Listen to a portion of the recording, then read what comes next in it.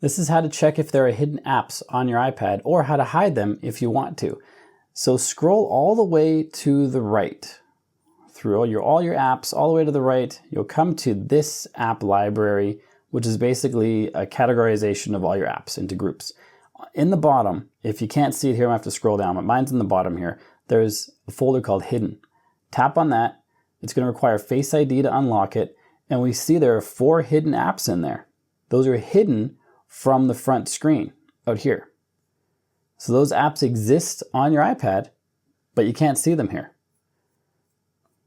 which might have some interesting use cases. And if you tap and hold on any one of them, you can choose the Don't Require Face ID, tap on that, and now that app is going to be moved back out to the main app area. Conversely, if you don't have any hidden apps in here, but you want to hide them, go out to your main app area, tap and hold on any app you want, tap on Require Face ID, choose Hide and Require Face ID, tap Hide App, and now it's going to be in that folder. Let's double check, and there it is right there. That's how easy it is to find hidden apps, unhide them, or hide them if you want to. If you got value from this video, make sure you like and subscribe to let me know. Then check out this video on your screen right now, which is going to show you how your iPad is tracking you and how to stop it from tracking you by turning off specific settings on your iPad. So make sure you check that out, and I'll see you there.